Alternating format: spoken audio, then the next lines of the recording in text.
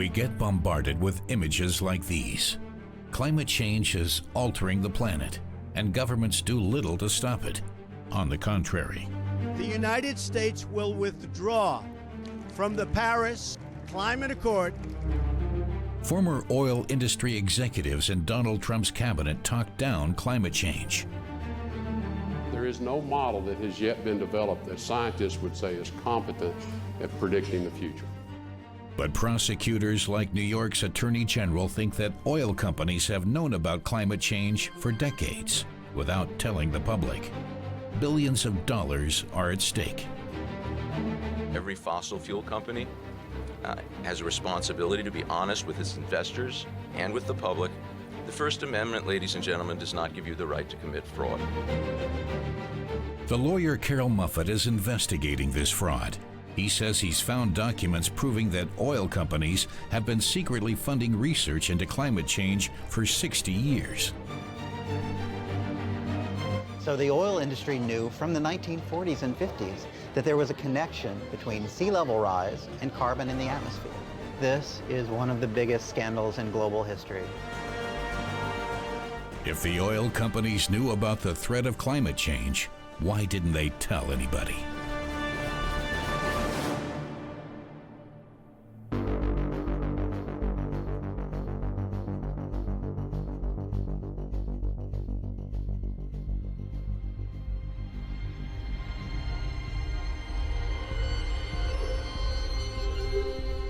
We're in Washington, D.C., the capital of the United States. We're trying to get hold of the oil industry's classified files.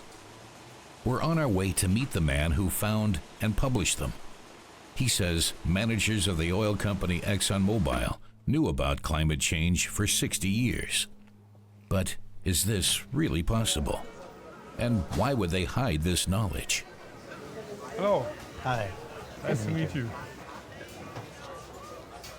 Carol Muffett is working for an NGO fighting for more environmental protection. He shows us old studies on climate change. The Brannon Report examined the effects of exhaust fumes on our atmosphere back in 1957. It was commissioned by ExxonMobil. He also brought along the Robinson Report from 1968. It was written by the Stanford Research Institute and funded by the oil industry. We have it there in black and white. Here are a few things that they said about carbon dioxide. If CO2 levels continue to rise at present rates, it is likely that noticeable increases in temperature could occur. However, there seems to be no doubt that the potential damage to our environment could be severe. Although there are other possible sources for the additional CO2 now being observed in the atmosphere, none seems to fit the presently observed situation, as well as the fossil fuel emanation theory. This device was delivered to the oil industry at its very top levels, and we can prove that. We can prove that high-level executives in all of the companies saw this report. The Robinson Report proves that 50 years ago, the oil industry knew that burning fossil fuels had an effect on global climate. What did they do when they knew about climate change? The answer is that they immediately asked Stanford Research Institute to go back and check its work. They didn't like these conclusions, so they said try again. They tried to deny, and in reporting to the government, they began cherry picking and highlighting only the passages out of this report that talked about the uncertainties, not about the realities. This is a story we'll see over and over again with the oil industry, so that the doubt becomes the message. It's a very effective form of propaganda. Muffett can prove his claims because he has compared the original and the rewritten versions of the Robinson Report. He also thinks that the findings didn't hit the headlines because the language wasn't clear enough. One of the reasons so much of this story was hiding in plain sight for so long is that we talk about climate change as climate change. In the 1990s, everyone talked about it as global warming. Before the 1990s, people talked about it as climate change. Before that, it was climatic change. Before that, it was the dilution of radiocarbons in the atmosphere, or the Seuss effect. And the name has changed over and over again. By the time I had learned the language well enough to understand, I had actually found this Brannon paper, the 1957 paper, maybe a year earlier.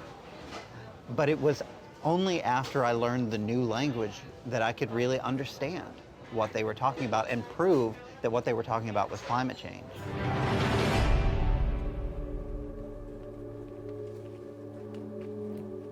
But when did the oil barons start their cover-up?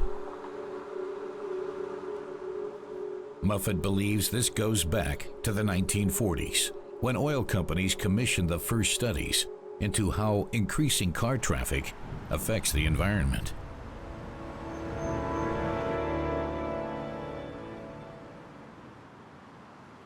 I'm thinking this is how it started, and this is why it started.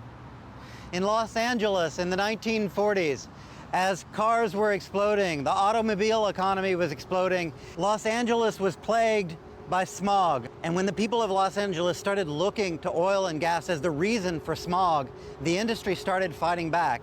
And it was that fighting back that led in December 1946 to the creation of the Smoke and Fumes Committee and to the oil industry's grand strategy to combine science with public relations to constantly delay action on a range of air pollution measures that began with smog but soon expanded to include sulfur dioxide and carbon dioxide, the main driver of climate change.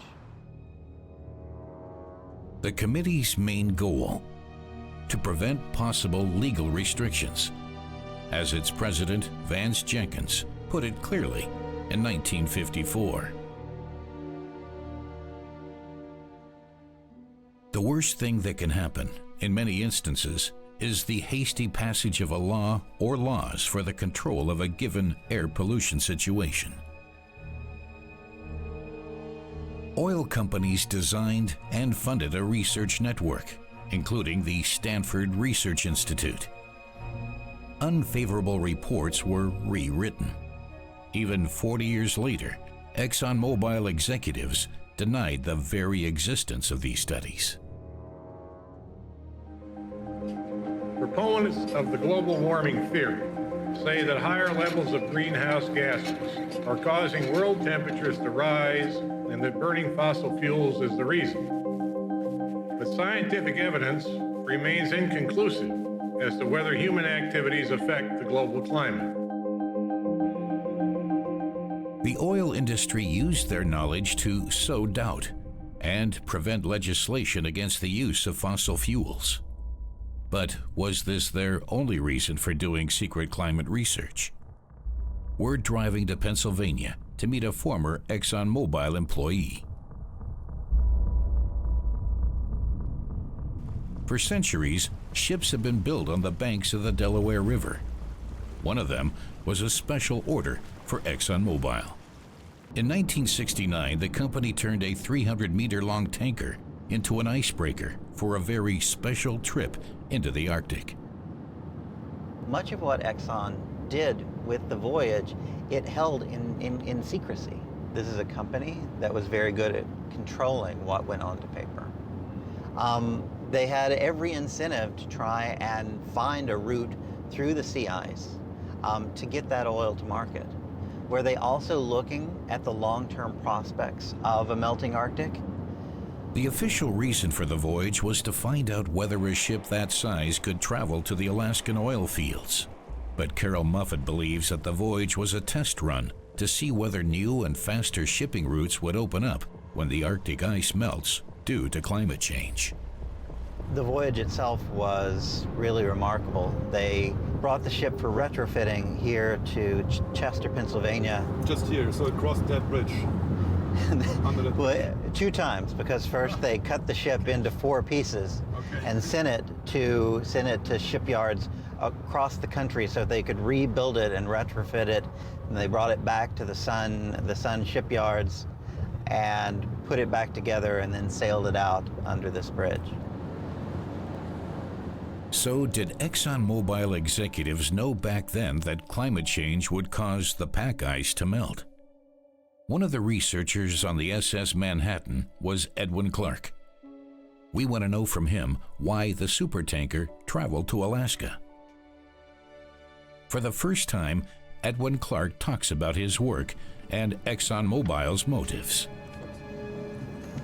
Hello, gentlemen. Hi. I'm Ed Clark. It's nice to meet you, Adam. Carol. Nice to meet you. I'm Johan. Nice to meet you. Very nice to meet you, gentlemen. Yeah.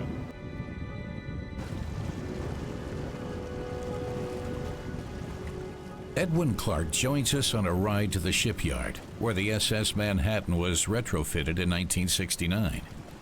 The place closed down 20 years later.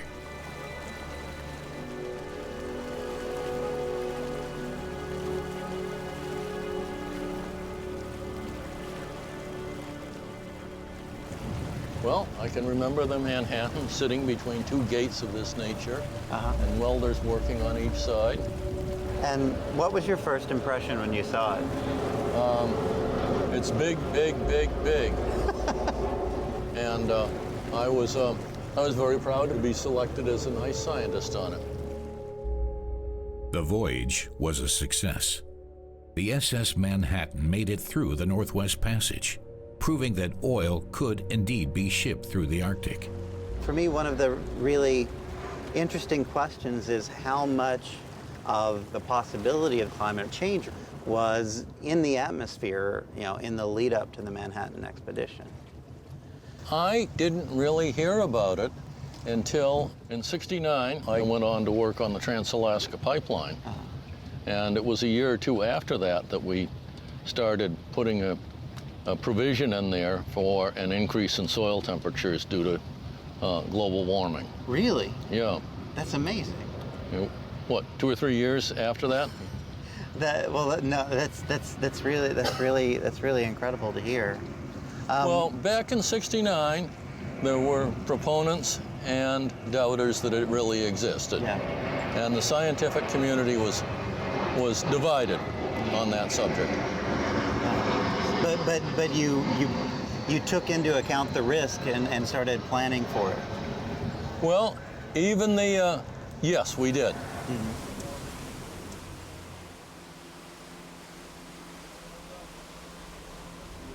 We cannot prove that the SS Manhattan was sent through the Arctic because of climate change, but Edwin Clark's statements highlight an interesting fact: that climate change was an issue for ExxonMobil at the time. Clark himself has known about climate change for 47 years.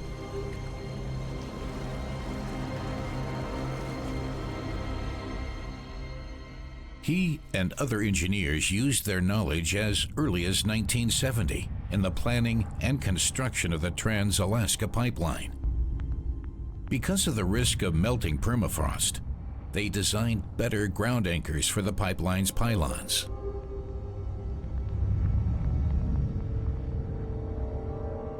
Clark's colleagues were also involved in the construction of oil rigs in the Arctic. Did they, too, apply the secret knowledge about climate change?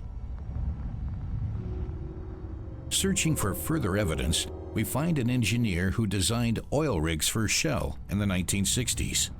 He doesn't want us to reveal his identity. Hello, Robert. Do you hear me? That's a pleasure, and thank you for your time. No problem. How can I help you? When did it all start? Well, Shell sent me to Alaska in '63 to build oil platforms. Did you ever thought about climate change? Perhaps that there has been a climate change? Climate change was not really being questioned. It was being accepted as a fact. The question was how quickly it was going to happen, because it had very important influences on the design of the oil rigs. And at that point, we asked ourselves, would the ice be stronger or weaker in the future? Why did you change plannings of these constructions? The ice thickness was decreasing. So the decision was made to base the design on the 1960s conditions and not on conditions in the future, as they would be less severe. So the first platform you designed is still operating? It is still operating in Cook Inlet. Incredible. It is called Platform A. We want to verify these claims and see the rigs ourselves. From Washington, it's a 9-hour flight to Anchorage, Alaska's largest city. From there, it's a 4-hour drive across the Kenai Peninsula. Oil production started here in 1958.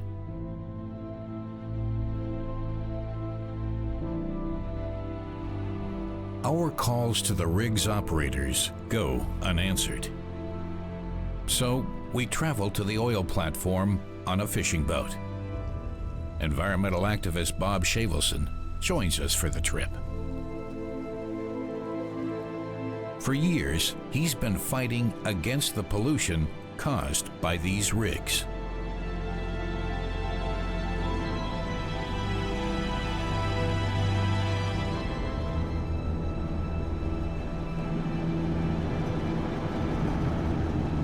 So on a clear day here, you would see 13,000 foot, couple large volcanoes right here.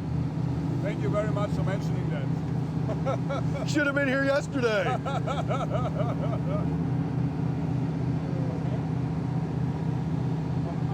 Alaska's on the front lines of rapid climate change.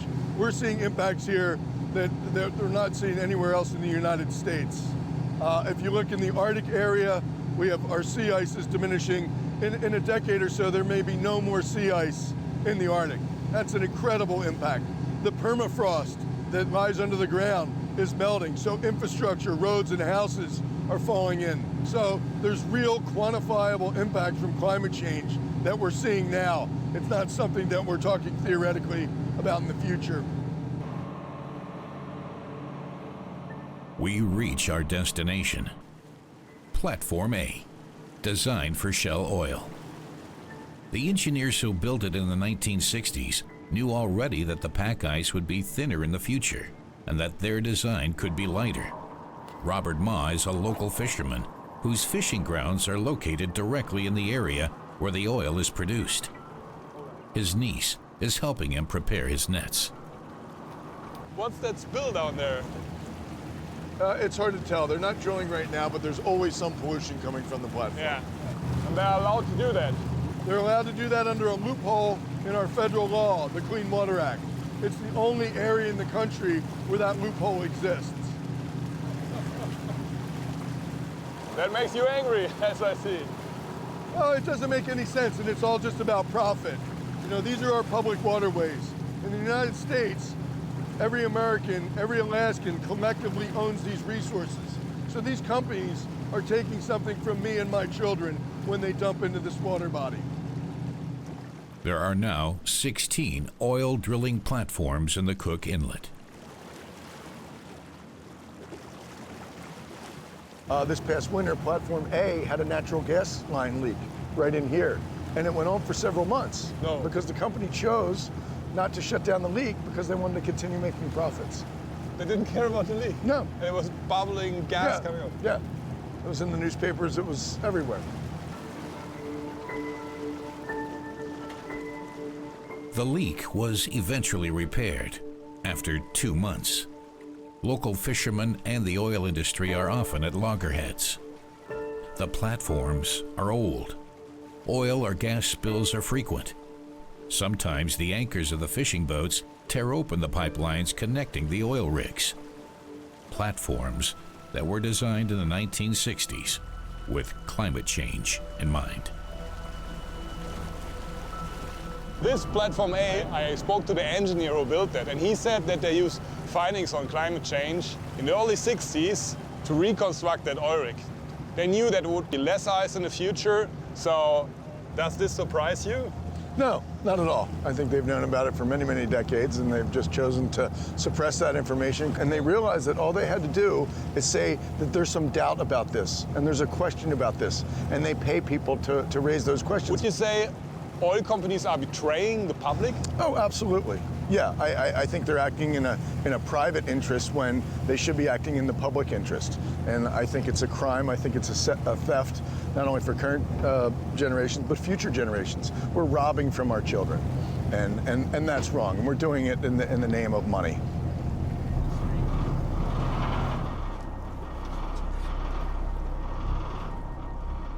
According to our informer, a 1957 study of pack ice was used in the design of the oil rig. Did Shell learn about climate change from this and other studies conducted in the 1960s? Shell doesn't respond to our inquiries. But Carol Muffett has a theory. Well, what do you think about that? That's not a coincidence, no? I think it's a really interesting connection. We know that Hal Payton was doing research onto sea ice and how it affected marine structures in the 1960s. I think there is more to explore there. Carol Muffett's findings and our conversations with the engineers who designed these rigs seem to suggest that oil companies were adapting to climate change while publicly denying its existence. This Alaskan oil rig was built for thinner ice sheets. The Trans-Alaska Pipeline was designed for permafrost melt. Oil platforms in the Gulf of Mexico were reinforced to withstand stronger storms. During the 1990s, oil facilities in eastern Canada were designed to sit higher in anticipation of rising sea level. In 1989, the Sea Troll platform in Norway was also built 2 meters higher, and a gas pipeline between Germany and Norway was strengthened. These measures cost billions, and they are an indication that oil companies were planning ahead for a changing climate, at a time when publicly funded research was only just beginning to understand the causes and effects. But was there really a decade-long secret research program funded by the oil industry? Our investigation leads us to New Jersey. We hope to get answers from a geochemist who used to work for Exxon. We meet with him at his house.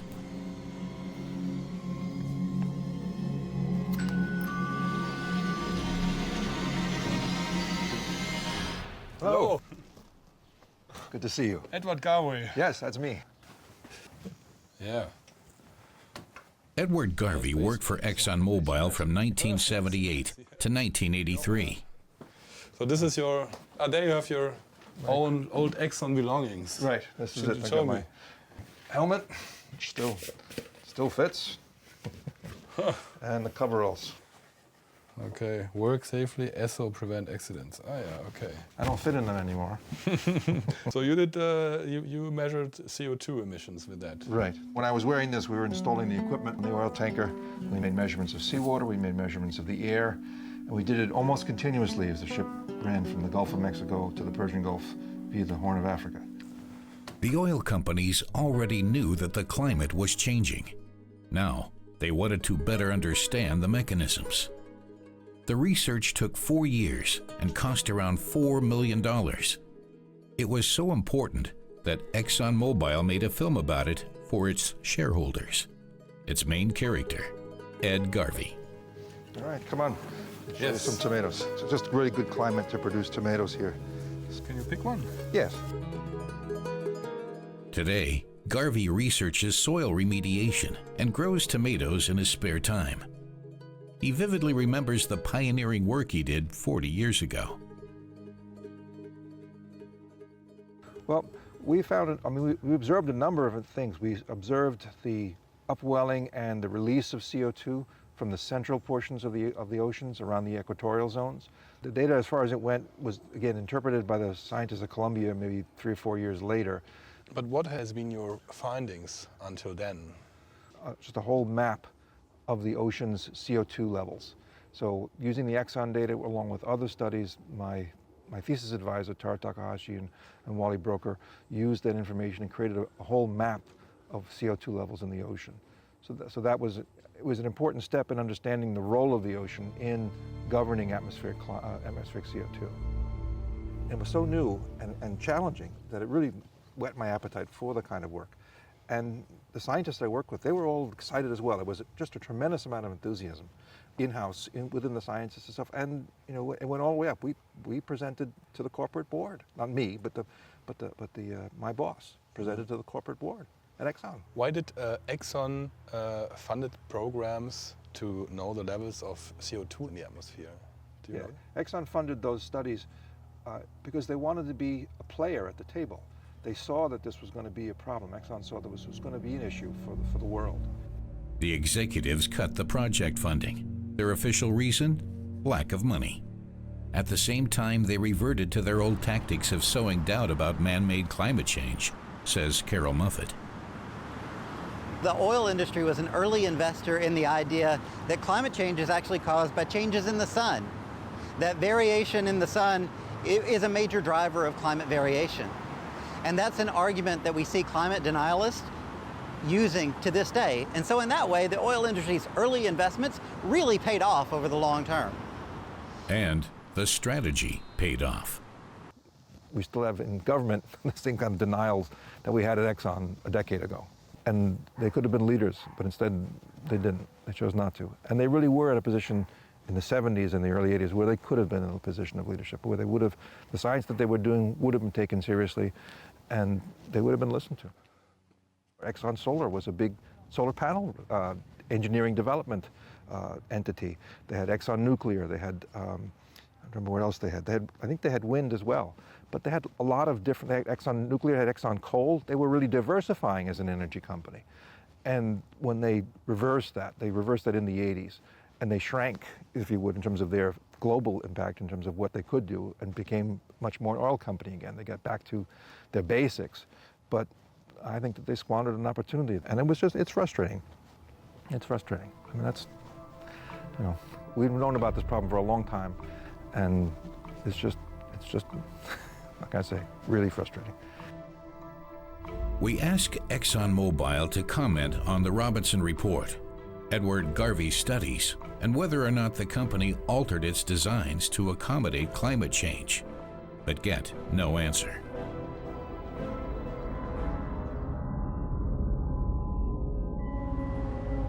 Conducting their own research and then publicly questioning the results has been a successful business strategy for the oil companies.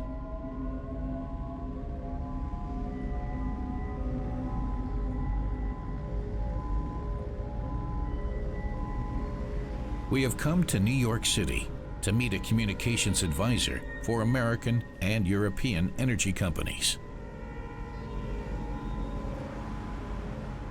Sebastian Schwach welcomes us on the 16th floor of an office building in downtown Manhattan. It's always easier to sow doubt than to convince a person of the truth. PR experts call this narratives. That is, different narratives based on different perspectives, all of which have their own claim to truth. Even ExxonMobil would not say that climate change is not a problem. They know exactly what's happening. Large companies are now more closely monitored than 50 years ago. They need to explain exactly what they are spending their money on. Today, they let others do their dirty work. There are networks that operate in a semi-public way, making it possible to disguise who actually finances these things without violating certain laws.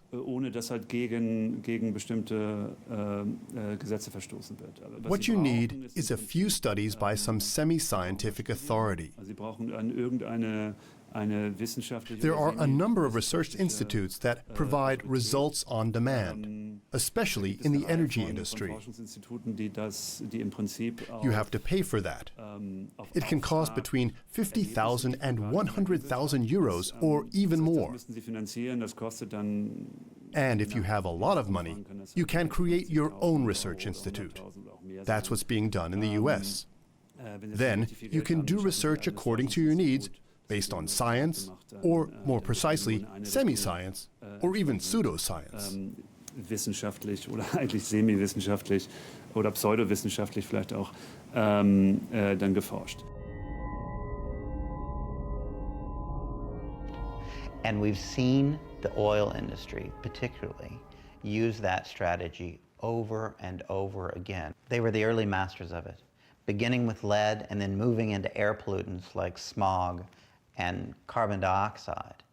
They really pioneered many of the strategies that we've seen other industries use for years, strategies that focus on uncertainty, on doubt, on denial, and in the end, on the economics, and an argument that it's too late to address the problem, and so now we need to adapt to it. Today, climate change isn't on the agenda in American politics. Many of Trump's cabinet members are ex-oil industry managers and climate change deniers. Trump's Attorney General, Jeff Sessions, halted an investigation into ExxonMobil. Energy Secretary Rick Perry and head of the Environmental Protection Agency, Scott Pruitt, don't believe climate change exists. Science tells us that the climate is changing, and then human activity in some manner impacts that change. The ability to measure with precision the degree and extent of that impact and what to do about it are subject to continuing debate and dialogue. Secretary of State Rex Tillerson, former CEO of ExxonMobil, believes that climate change is still under debate. There is no model that has yet been developed that scientists would say is competent at predicting the future. And President Trump is dreaming of clean coal. Today, I'm taking bold action to follow through on that promise. My administration is putting an end to the war on coal. Going to have clean coal, really clean coal. In June 2017, he announces to pull out of the global climate agreement. The United States will withdraw from the Paris Climate Accord.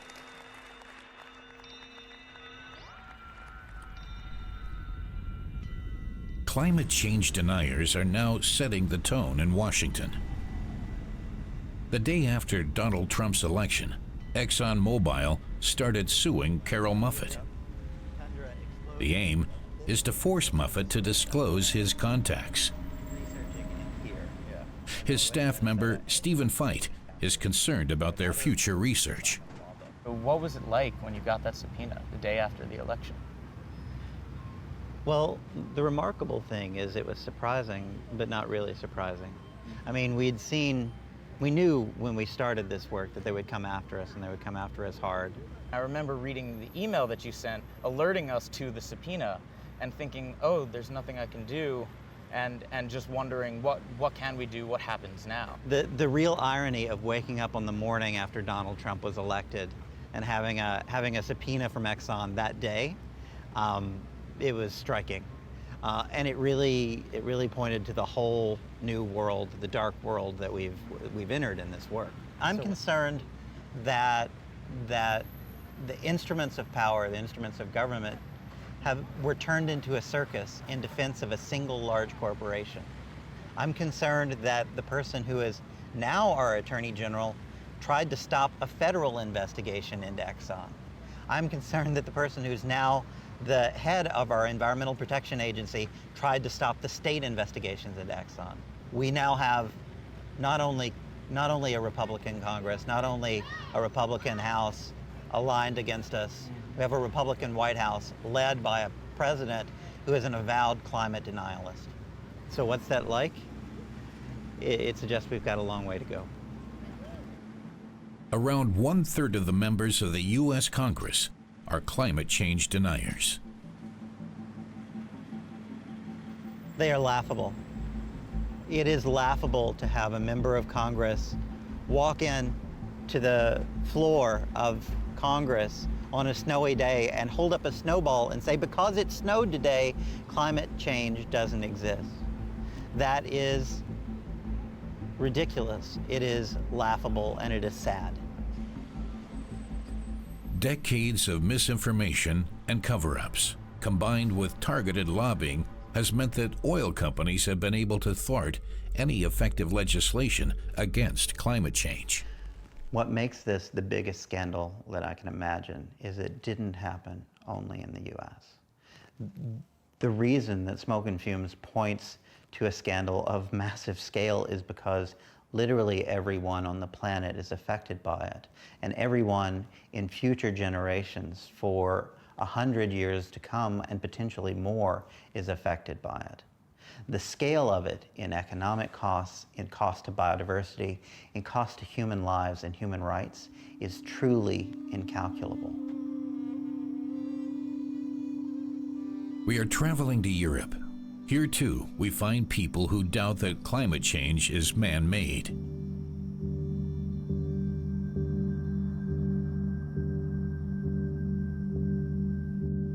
In Germany, a country at the forefront of the green energy revolution, one would think that the ideas of the deniers would make people laugh. But is that true?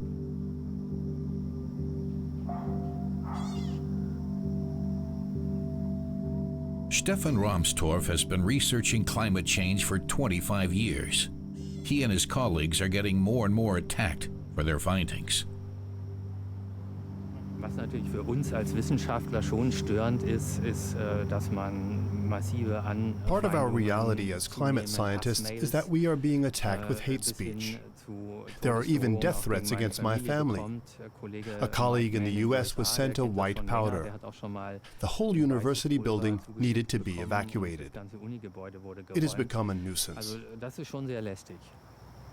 For him, an environmentalist Egbert Bialk, promoting wind energy is an important step in the fight against climate change.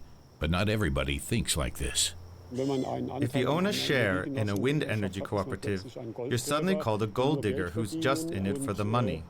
So if you're fighting for a good cause, like the energy revolution and climate protection, you are being attacked.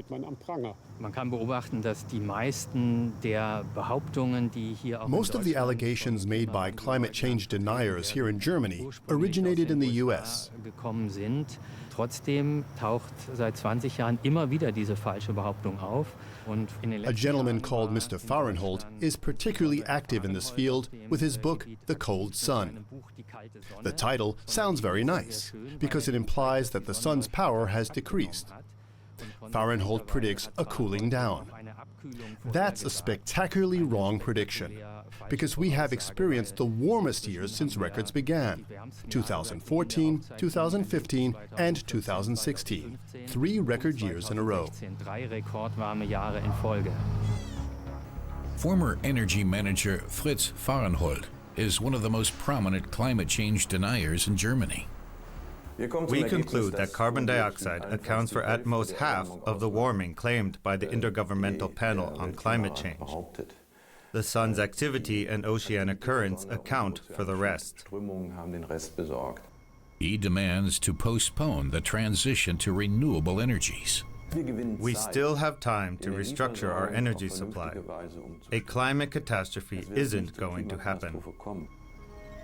Fahrenholt is now managing the German Wildlife Foundation. He's still against the energy revolution, but now in the name of animal welfare. Even in young and hip Berlin, companies are working hard to sow doubts about climate change. The old cover-up tactics first used in Los Angeles 70 years ago also seem to be working here. We meet with Claudia Kempfert from the German Institute of Economics.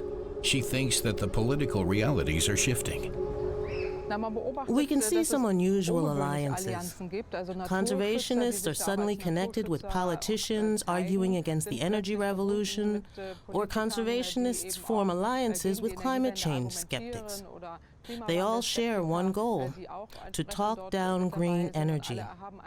Officially, they're supporting renewables, but behind the scenes, different things happen. We have found out that European companies are trying to influence U.S. politics. Employees of Bayer have donated around $18,000 over the past 6 years to Michael Conaway. The Republican doesn't believe in climate change. We changed the phraseology because it's the climate's not warming. And they gave $34,000 to Fred Upton, who doubts that something can be done about climate change. There was no real science to verify that it would reduce the temperature rise that some predicted. In total, employees of the German company Bayer donated $544,000 to climate change deniers through so-called political action committees. Employees of the chemical company BASF donated $551,000. These are roughly 30% of all donations of both companies to American politicians over the past 6 years. Both companies claim to be committed to climate protection. So why are they supporting climate change deniers? And why are they getting involved in American politics at all? German companies can certainly benefit from political changes in the U.S. Discussions in the U.S. oppose climate protection and emission reduction, so these issues are placed on the back burner, which helps companies. The longer it takes for climate protection to be translated into policy, the more time conventional business models have to profit from the status quo. However, Baird tells us that the donations are made for different reasons. This includes, for example, health and agricultural policy. The press office also writes, "It is unavoidable that the candidates selected include those who do not share our opinion on other issues like climate protection." BASF claims to not be responsible. It is up to individual employees who they support. The only support provided by the company is of logistical nature, for instance, email, telephone, offices, etc. So what can be done against this system of cover-ups, one-sided studies, and political lobbying? How can corporations be held accountable?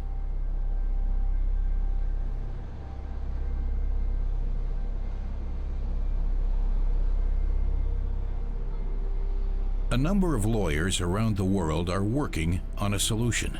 They're trying to sue energy companies and make them pay for the damage caused by their emissions.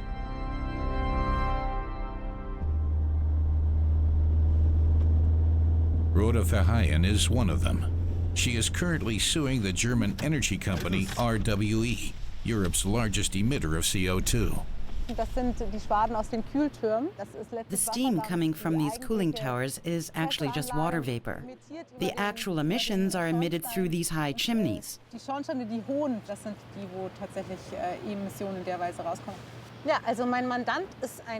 My client is a Peruvian farmer and mountain guide who lives in the village of Huaraz, at the foot of the Andes.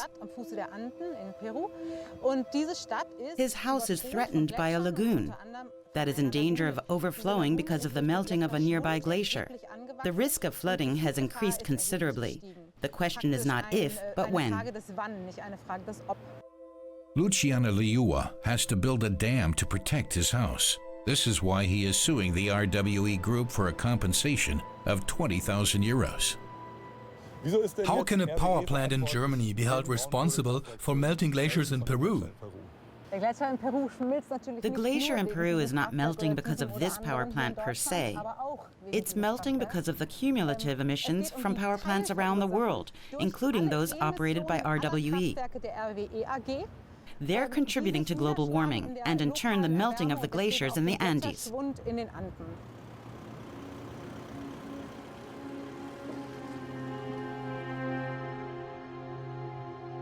The case against RWE is still pending, and an investigation is underway. If Verheyen and Liua win, they would make legal history. RWE lawyers are fighting back, fearing a possible flood of litigation. So, is Rhoda Verheyen's lawsuit crazy or consistent?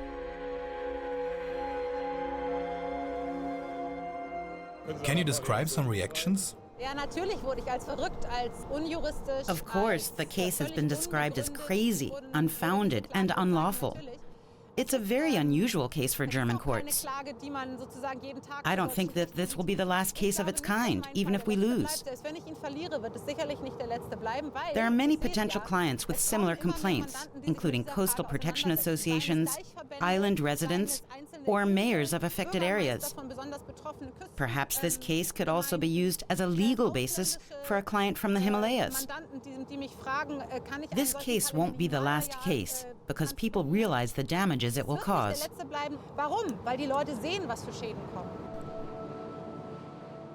The case may sound absurd. A Peruvian farmer suing a German energy giant for climate change damages.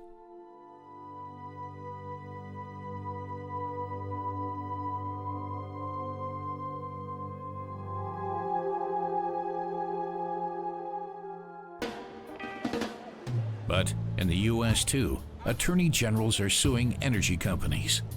The most important trial is in New York. This is not about 20,000 euros, but billions of dollars. The findings by researchers like Carol Muffett have helped the lawyers build their case. New York's Attorney General Eric Schneiderman is currently investigating ExxonMobil and former CEO Rex Tillerson, Trump's Secretary of State. They have told the public for years that there were no competent models. That was the specific term used by an Exxon executive not so long ago. No competent models to project climate patterns. And we know that they paid millions of dollars to support organizations that put out propaganda denying that we can predict or measure the effects of fossil fuel on our climate, or even denying that climate change was happening. The First Amendment, ladies and gentlemen, does not give you the right to commit fraud.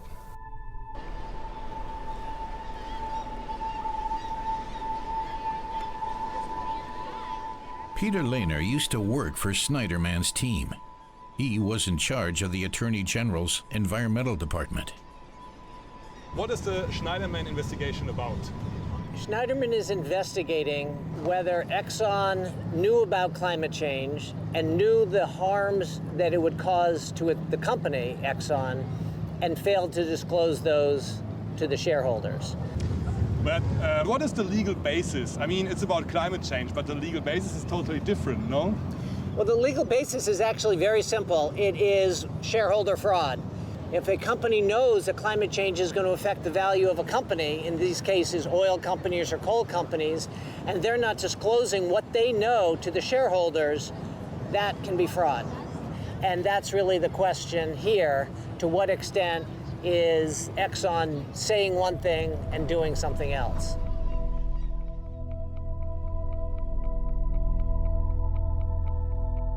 It is still unclear whether New York's case against ExxonMobil will ever make it to the courtroom. Carol Muffett also just arrived in the city.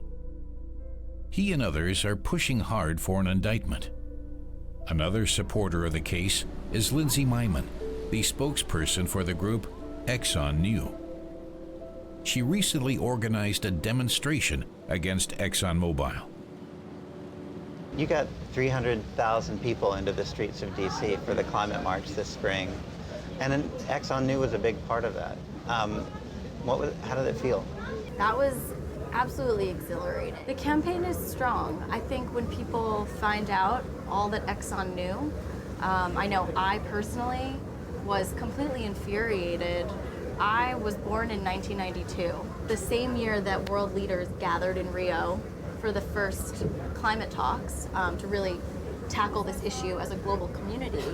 And so the reason that we have been faced with this phony debate about climate change is because of the misinformation that Exxon spread. And so I was born from a planet different from that of my parents because of this lie.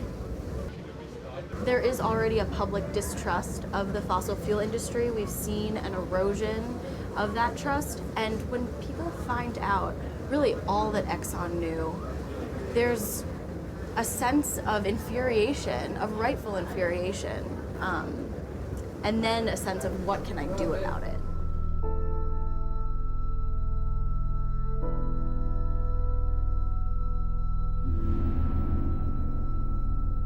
That was the goal. That's, our goal in doing this research was for other people to take the research and do more with it. Because information, once it comes to light, breeds more information. And the more we know, the more power we have to fight back. I think what we're starting to see is that people everywhere are waking up not only to the fact that climate change is real, but now we can identify the companies and the corporate actors that are responsible, and they're starting to hold them accountable. Here in the US, in Europe, in Asia, in the Philippines, globally. And it's a really exciting time to be doing this work because they're really only at the very beginning of it. I don't care if Exxon falls. What I care about is fossil fuels.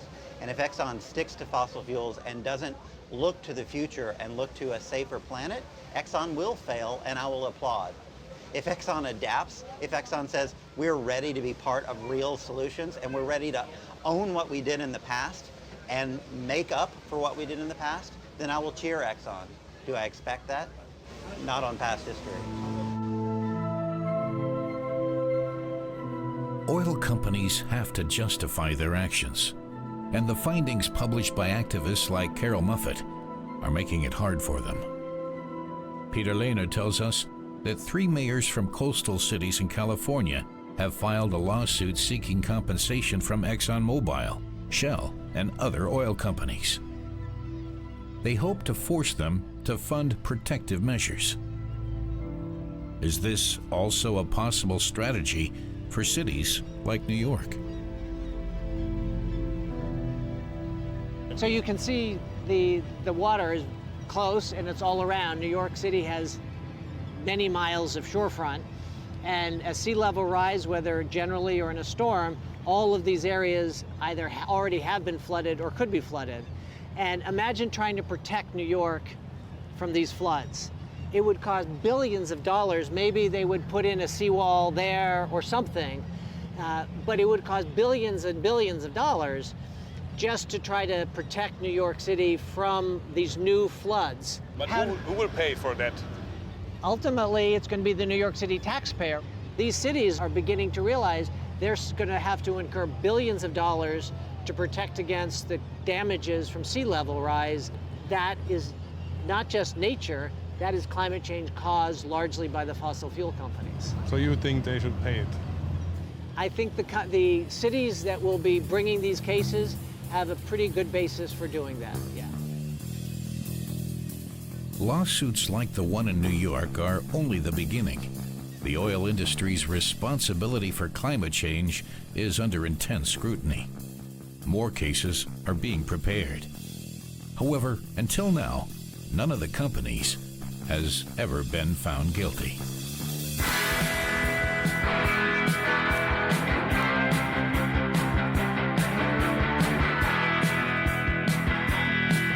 To the center of the city where a road